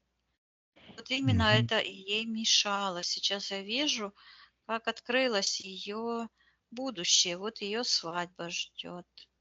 Кольцо одевается на пальчик, сияющее кольцо, чистое, божественный партнер, я слышу, приходит из будущего. То есть с ее... Мгм. Я ей передаю, чтобы она сейчас наполнялась, зашла в тот момент, где ее ждет родственная Мгм. душа, ее идеальный партнер для гармоничных отношений, любви, взаимной рождения детей, счастья для общего блага ее партнера, мужа и всех вокруг. Мгм.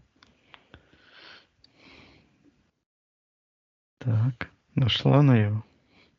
Да, Она может ему передать алгоритм освобождения, чтобы он тоже освобождался.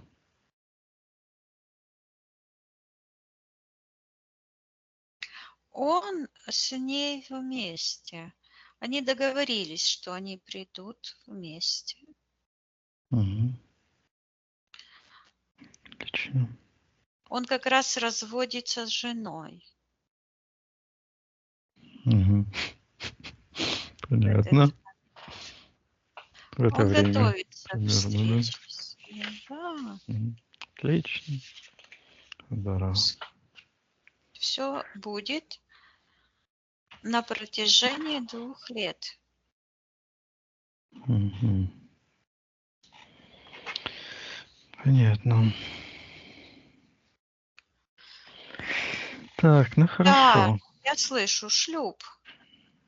Мгм. То есть вот, но мне почему-то идет на протяжении 2 лет. То есть, наверное, они будут знакомиться, потом встречаться, Мгм. и родится у них дочь. Ага, дочь родится. Мгм. Хорошо.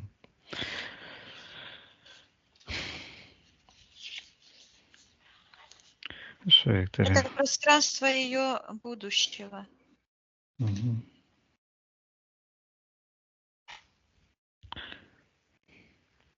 Хорошо, Виктория, возвращайся к Оле. Давай Да, почистим, и возле по- нее. почистим пространство, все эти проработанные ситуации. Отсоединись. Да. Мгм. Давай посмотрим ситуацию, когда она в детстве смотрела на рабочем столе голографическую карту мира и пристально на нее смотрела, хотела побывать везде в этой ситуации. М, Был ли какой-то негатив?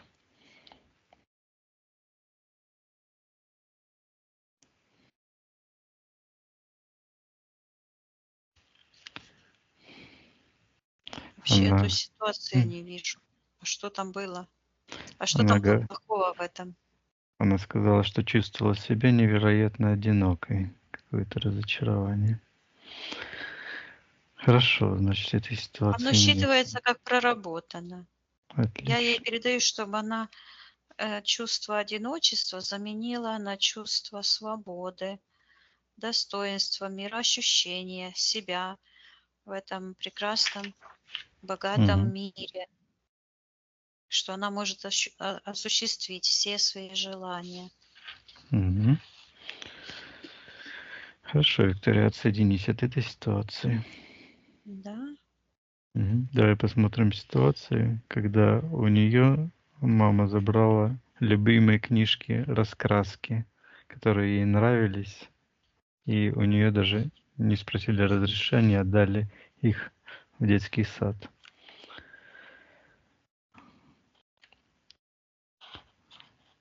Посмотри, как Оля хочет ли изменить эту ситуацию.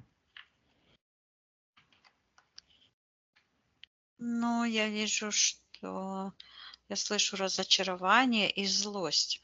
Буквально вот эта энергия тупнула на маму. Мгм. Вот. Я слышу дверца. Мгм. Так. Пусть передаст маме, что она божественная личность и что э, хочет, чтобы с ней поступали в соответствии. Вот оно что. И сейчас я вижу, как эта дверца, это вот то, что мешало ей во сне, как Мгм. бы помочь маме всплыть, когда она вот упала якобы туда в воду. Мгм. И эта дверца уходит в сектор интерферентов, то есть туда, откуда и пришла. И мама вытаскивается с этого сна. Мгм. Я слышу примирение. Я передаю Оле, чтобы она простила маму, простила отца, отпустила все эти негативные энергии, обрела она опыт взаимодействия с родителями. Пусть она отменит все негативные ситуации, когда родители ее подавляли ее волю и наполнит миром, благополучием и Мгм. счастьем. И отменит ее решение встраиваться в эти абьюзивные структуры и реагировать негативно, и наполнит все эти ситуации нейтральными энергиями гармонии, любви. Мгм. Я вижу, что именно вот эта нейтральность, и вдруг у нее как дополнительная защитная сфера, вот так шух, так и считывается естественная защита, забота о себе. Мгм. Это то, что Хорошо. образовалось вместо этого фальшивого купола, только уже не только вокруг головы, а вообще ее все пространство. Я слышу убеждение святости. И в этот момент она легко, так как воздушный шар поднимается вверх. Мгм. Отлично. Пусть Оля очистит все ее пространство, ее жилье, все чужеродное отправит на аннигиляцию или трансформирует в свет. Да, я ей передаю, чтобы она сейчас наполнила светом, просканировала ее жилье, ее бизнес, машину, все, что ей принадлежит, все, что касается ее рука, ее разум. Пусть наполняет светом, гармонией и процветанием. Мгм. Она говорит, я одна из тех, кто достойна счастья. Конечно. Мгм. Хорошо. Отсоединяемся от этих ситуаций, поднимаемся вверх. Да. Так. Ну, и один. Хорошо. Стоит ли, Виктория, Оле спроси, сны, которые ей снились, нужно ли что-то, хочет ли она очистить их от чужеродных Ну, воздействий? это подсказки подсознания о работе. Я слышу о проделанной работе и о том, что мешает. То есть Отлично. это сны, подсказки. Мгм. Понятно.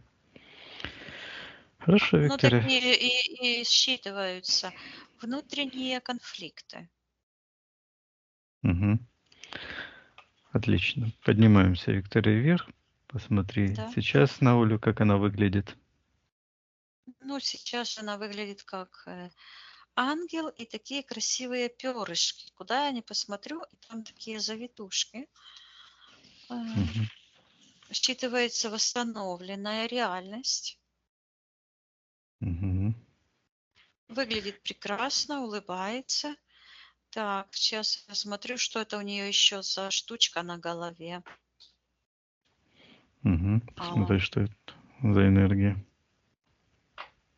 как будто бы вот посредине головы, где-то внутри, вот как, знаешь, есть девушки, которые завязывают хвост, но сильно-сильно стягивают волосы. Надо? Мгм.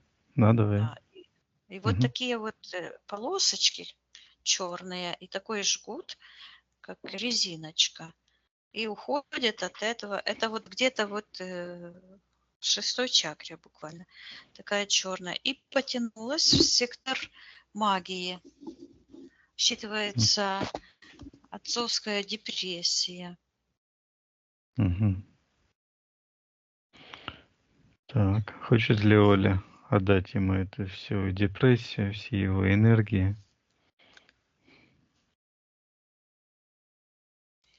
Да, это я слышу кармическая связь. И он буквально как будто бы закидывает. Я передаю ему, а что он делает в пространстве его дочери. А он говорит, убиваю. Говорит, убиваю заживо. Мгм. Говорит, мне плохо, пусть будет плохо ей. А я Олю спрашиваю, а ей нужна вот эта вся конструкция? Она говорит, нет. И я вижу, как эта энергетическая штука, я Мгм. передаю, что она может просто, ну, отказаться взаимодействовать вот таким путем. То есть это встраиваемое, она как будто бы встраивалась. Пусть она это приказывает отцу забирать. И я вижу, как вот эти крышечки опять уходят. И вот эта штука. Я передаю, что Оля пусть наполнит светом и восстановит работу ее внутренних, я слышу, секреций. Мгм. Опять же идет энергетический вампиризм. То есть вот эти качели, вероятно, да, потому что идет секреция, гормональная система, пусть она восстановит всю ее гормональную систему, отменит все решения ее кататься на тех качелях, которые папа устраивал на протяжении всей жизни и, вероятно, устраивает до сих пор. Мгм. И вернет всю ее энергию и восстановит целостность и нейтральность по отношению к этим абьюзивным отношениям. Мгм. Пусть она это сделает. полностью все чужеродное вытолкнет из ее пространства. Все то, что принадлежит ей, очистит, Вот гармонизирует. оно что. И вот эта штука такая, знаешь, и она эту Мгм. отдает и говорит, что она больше его не марионетка. Вот. И это выходит, эта цепочка, почему-то считывается эта подключка, и очищается ее пространство, и эта подключка, как хвост дракона, такой тяжелый, упал. Я передаю Оле, чтобы она сожгла все эти чужеродные энергии своим внутренним светом, Мгм. энергией любви, целостности, гармонии ее живого пространства. И вот вдруг она как будто бы выходит из какого-то очень темного пространства, вот как мама сидела, как будто бы зажата в таких, между таких пластов. И Оля Мгм. выходит. Отлично. Я ей передаю, чтобы она полностью вышла с этих пространств, поднималась в высокие пространства и удаляла из своей памяти генетической все те ситуации негативные и вернула все частицы ее божественной души. И вдруг я вижу вот там, где душа отца, вот такая на кубике была порезана, с этих Мгм. В клеточку. клеточек она Мгм. возвращает ее. То есть, Частички когда души. он, ее частицы души. Мгм. Вот. И они, я вижу, летят мимо нее, как будто бы там, где сектор Первотворца, считывается, что очищаются под воздействием истинного света. Мгм. Когда они Оживают. Мгм. очистились, это как будто бы они проверили свою идентичность. Это как генетика, как ген, который ходит, и они просканировались. А Мгм. чужое там, вот эта синергия с этими темными энергиями, оно осыпалось, считывается прах, смертный прах.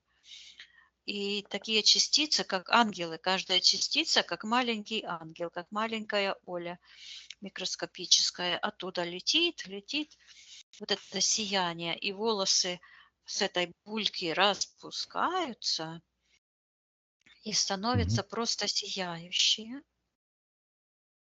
А на концах такие искорки, на концах волосиков, волосиночек. И они соединены с ее внутренним миром. Вот так Мгм. интересно. Такие вот, как эта ловушка была отца, да, она выглядит как такая вот штучка, знаешь, как вот этот не цветок, а соцветие укропа, да, Мгм. Да. вот Как так вот, зонтик. Мгм. как зонтик. А это у нее на волосинках только сияющее, и оно в ее пространстве. То есть восстановлена гармония, ее взаимодействие с внутренней силой, я слышу, с внутренней гармонией. Мгм. Ну, замечательно, отлично. Да, а сейчас, да, я ей передаю, чтобы она просканировала все ее пространство, очистилась от всего низковибрационного, тяжелого, очистит все ее пространство, наполняется внутренним светом и сожжет все эти низковибрационные энергии, превратит их в свет, а все, что не превращается в свет, в жизнь и в истину, пусть просто на утилизацию, на полную аннигиляцию сотрет со всех информационных полей. Ну вот, ничего не было. Мгм. Здорово. Хорошо, отсоединяемся от ситуации. Виктория, поднимаемся вместе вверх. Да. Посмотри еще раз на Ольгу, как она выглядит. Сейчас она выглядит как ангел, и между рук вот так руки подняты, и что-то держит. Считывается Мгм. такая энергия, как радуга, но она такая какая-то сейчас. Считывается меч силы. Мгм. Это ее энергия? Да, оно считывается как ум. Мгм. Хорошо. Да, это не искусственное ничего, потому что оно так сложилось. И руки, то есть это такой просто считался образ. То есть это ее Мгм. Хорошо. сила божественная восстановилась. Отлично. Отлично. Хорошо. Спроси Викторию у Оли, все ли мы сделали для нее на этом сеансе. Ха-ха. Она опять руки свои, только они уже такие сияющие, белые. И она вот так вот показывает, что ничего нету. И они не золотые, что они ей принадлежат. И так благодарит, а ручками вот так. Мгм. Пусть Оля, если хочет, передаст эту информацию о освобождении тем, кому она хочет.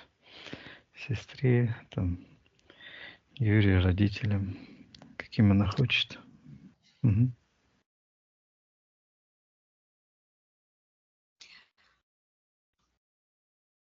Она передает, но у нее опять эта подключка к отцу красная, как топор меж плечей показалась. Сейчас я говорю, почему, спрошу ее, почему она это Почему оставила. она... Мгм. Там звучит какой-то то ли приговор, указ, приговор. Мгм. Что это за приговор или указ? Пусть Оля покажет, что это такое. Какой-то дух появляется,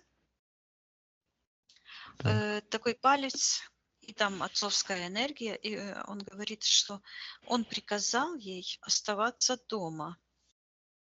Мгм. Это какая-то ситуация, Виктория, была? Сейчас посмотрим. Сейчас я Мгм. прошу Олю показать, зачем она это оставила. Мгм.